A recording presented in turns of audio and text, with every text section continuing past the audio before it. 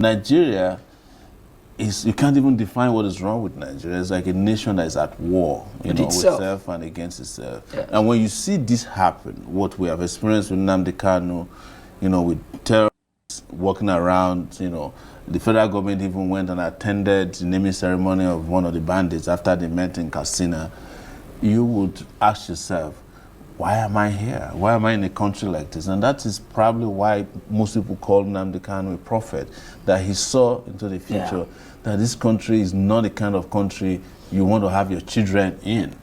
And there's nothing wrong if you want your own country. This international law recognizes that. If I declare Sowore Republic tomorrow, what are you going to do to me? Arrest me and detain me perpetually? No.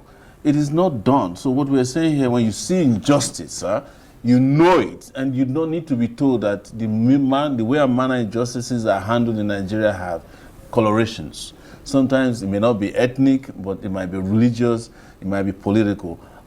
I'm alarmed, and I'm saying this to anybody who is watching. I'm alarmed, I'm shocked that we're in a country where there's anybody who feels what is being done to Nnamdi Kanu is okay.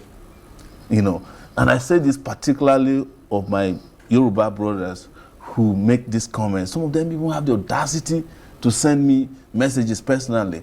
Oh, they'll be sending you all these videos, because your brother is in power.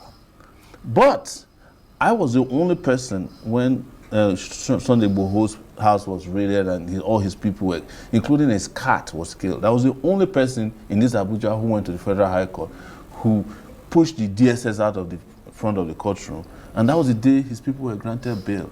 Nobody talked about. Yeah. There are Yoruba activists who went and invaded a radio station in Ibadan. Have you heard about them anymore? Even Sunday Igboho, my brother, is back. He's actually, he's moving around freely.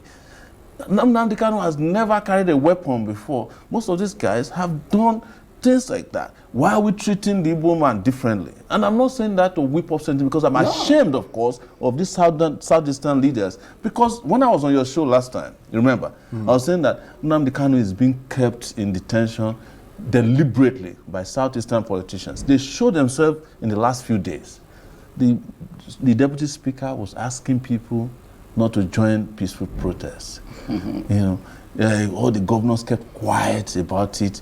The Ohaneze Ndigbo person, I heard is a wicked version of Ohaneze Ndigbo. He's saying that nobody should go out to fight for the freedom of a person who is innocent of any crime. And we are here saying it is normal. It is normal. Even the policemen who were shooting at us today were fighting for them a month ago to get their pension and gratuity.